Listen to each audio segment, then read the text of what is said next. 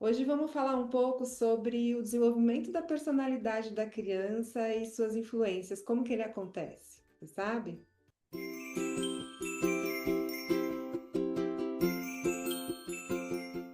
Será que meu filho tem algum transtorno de comportamento ou é só má criação? Hoje eu quero falar com vocês a partir da pergunta de uma mãe. Ela diz o seguinte, eu vou ler.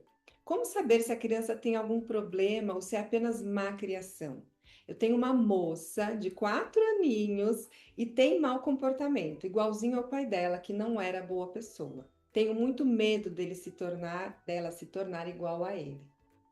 Inicialmente, nosso ponto de partida aqui para falar sobre esta dúvida da mãe é que quando a gente está falando de uma criança de 4 anos, ela não está planejando nada, ela não faz nada de caso pensado, como muitas vezes se imagina. Se diz muito de uma criança, essa criança é manipuladora, ela está fazendo isso de propósito, enfim, e a gente vai falar um pouquinho por que que isso, no geral, não ocorre, por que que não pode estar acontecendo. E a gente precisa ver também que algumas vezes esses comportamentos que a gente tem como problemáticos são sinais de que algo não vai bem. E é exatamente o que a gente faz na psicoterapia infantil. A gente vai tentar entender o que o comportamento da criança quer dizer.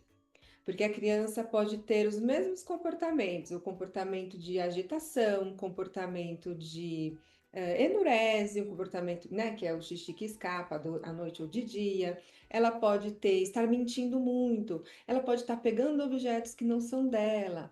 Uma série de comportamentos. Ela pode estar desobediente, né? Ela pode estar difícil, tudo que você fala é não.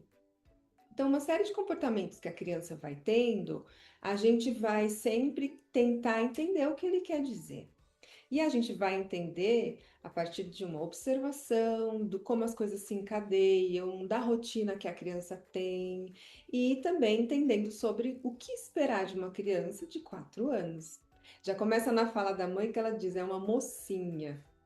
Uma mocinha de 4 anos é uma criança, praticamente acabou de sair da fase de bebê, que é ali até 2 anos, então é muito pequenininha. Às vezes a criança, a gente vê ela crescendo e as mudanças que vão acontecendo, e já entende, nossa, a criança está grande, não era para estar fazendo isso.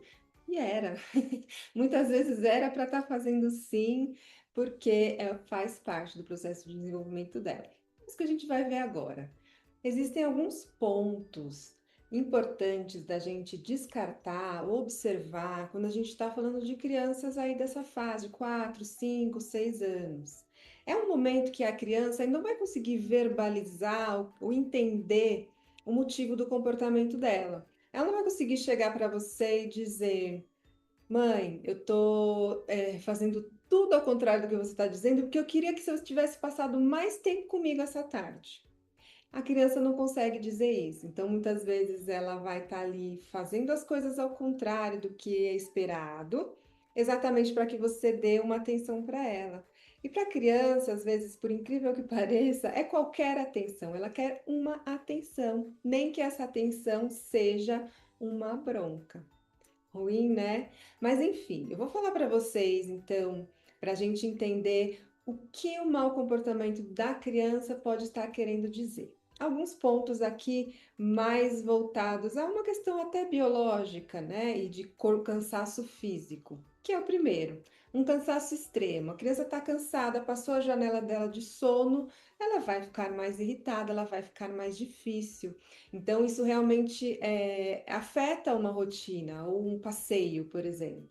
E fica difícil porque depois tudo que você disser para a criança vai ser não, não quero, não vou. E aí a gente precisa entender que ela não consegue agir diferente. Nesse momento, pode ser que aconteçam muitos conflitos. Dois, fome ou um desconforto físico. Ela tá com fome, ela não consegue dizer, é porque eu tô com muita fome. Ela só começa a agitar e ficar incomodada e mais opositora, vamos dizer assim. Eu não gosto muito desse termo, né, de falar de termo positivo desafiante, né, do transtorno positivo desafiante, mas ela vai ficar mais opositora mesmo. Três, se ela está superestimulada. A superestimulação também vai fazer vai afetar essa criança de algumas formas. Eu já recebi casos no consultório de que a criança estava numa idade de 4, 5 anos jogando um joguinho de videogame que não era adequado para a idade dele, e isso gerou muitos comportamentos difíceis na escola, que fez um encaminhamento para mim, e era uma questão de realmente mudar e excluir da rotina dessa criança um simples jogo de videogame. 4, necessidade de conexão, que eu acho que eu já falei lá na primeira. Às vezes tem um cansaço, no primeiro exemplo que eu dei. É um cansaço físico, ou então ela passa ali a tarde inteira super estimulada com a televisão, ou com tablet, ou com celular, que não é para dar nessa idade, e ela faltou conexão. Então, na hora que você for chamar ela para fazer a rotina, vamos tomar banho? Vai ser difícil, porque você não passou com ela nenhum tempinho naquela tarde, porque às vezes, como eu falei, a gente está trabalhando, está em home office, está envolvida com as tarefas da casa, mas a gente precisa tirar um tempinho para se conectar com a criança de verdade, antes de somente dar uma ordem de rotina.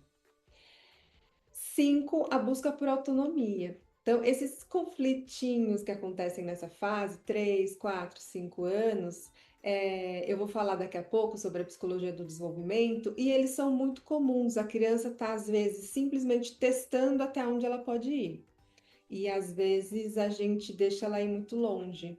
Então, a gente precisa entender também e colocar um limite. É isso que eu vejo como uma questão na atualidade, por exemplo, com a disciplina positiva, que traz, claro, com toda a importância, o respeito à criança como sujeito de vontades e de desejos, mas ao mesmo tempo nós somos a autoridade, o adulto é a autoridade, o adulto precisa falar, não, aqui para frente você não vai, é só até aqui, né?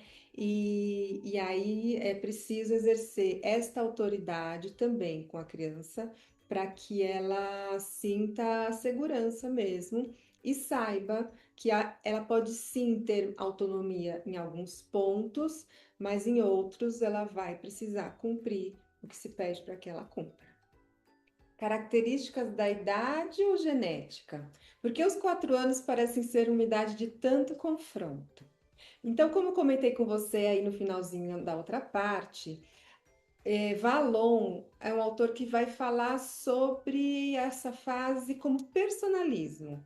E o que quer dizer isso? Quer dizer que a criança está querendo mesmo bancar a própria autonomia. Ela aprendeu a falar, fala muito bem, frases complexas até, corre, pula, faz as coisas de casa sozinha, é capaz de te ajudar em casa. Quer dizer, ela está numa explosão de autonomia e ela quer sempre mais. Então, ela vai ter esse conflito com os adultos, na verdade, porque ela está na busca por essa autonomia. Então, a gente vai ter uma criança que vai muitas vezes dizer não, não para tudo, né? Tudo que você fala, uma primeira resposta para ela é não, porque ela está precisando se autoafirmar. Então, é comum nessa idade.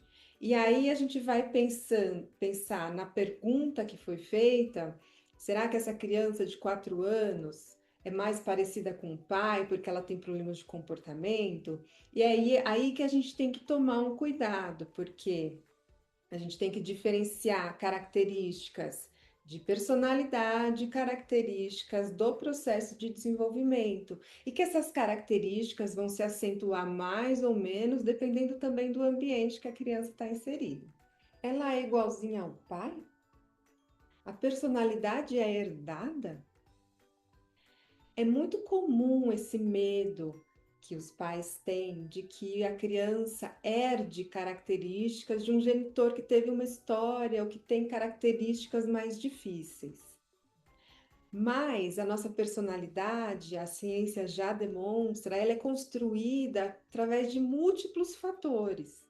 A gente pode ter até uma tendência a um certo temperamento, ou uma personalidade, vamos dizer, mais intensa, mas a forma como essa personalidade vai se produzir, vai se construir, é por meio de relações, estímulos, ambiente escolar, ambiente cultural.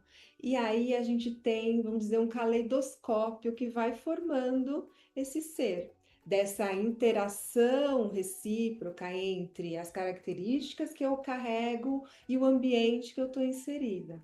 Então, cada ser é único na sua história. E se você está gostando desse conteúdo, curte, compartilha. A sua curtida faz com que o YouTube entenda que é um conteúdo relevante. O meu medo pode acabar criando o comportamento que eu mais temo? Quer dizer, quando uma criança vai ouvindo, você é assim, você é igual ao seu pai. Olha como você é mentirosa, igual a sua tia fulana. Olha como você tem tal característica que é igualzinha a de um outro familiar.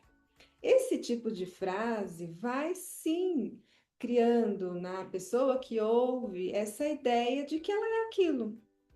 Então é muito importante que a gente consiga separar e entender aquilo que eu estava falando anteriormente, que o processo de desenvolvimento da personalidade vai acontecendo e ele pode sempre ser novo, único. Para falar sobre isso, eu quero contar para vocês uma pesquisa que eu amo, que eu sempre falo sobre ela nas minhas aulas, se chama Fala de uma profecia autorrealizadora. Os pesquisadores fizeram o seguinte: eles entraram em uma sala de aula e fingiram que aplicaram testes de inteligência nas crianças. Passaram esse resultado para os professores, para as professoras, e as professoras, e depois continuaram observando o relacionamento ali dentro de sala. As professoras que sabiam das crianças que tinham tirado as notas mais altas, sem querer, reforçavam a participação desses alunos, elogiavam mais, porque tinham em mente a ideia de que eram crianças com um QI mais alto.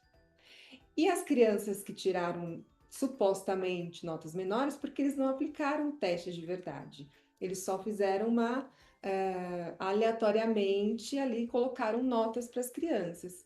Surpreendentemente, as crianças que recebiam nota na média ou abaixo desse teste, suposto teste aplicado, foram pior nos exames finais com essa professora. Então, o que quer dizer? Que o nosso olhar sobre o outro também determina até certo ponto, até certa medida, como aquela pessoa vai se sentir, vai agir e vai crescer e amadurecer. As chances da criança ouvir essa comparação e assumir esse rótulo, assumir esse modo de ser, são muito grandes, são muito significativas. Quando você escolhe não rotular sua criança de 4 anos como difícil ou parecida com fulano, você abre espaço para que ela trilhe o próprio caminho em direção à construção de sua personalidade. Se esse conteúdo te ajudou com seu filho a ter mais paz sobre o desenvolvimento dele, não esquece de curtir e compartilhar o vídeo com outros pais que também podem precisar trocar a lente do medo pela lente do acolhimento. Até mais, te vejo no próximo vídeo.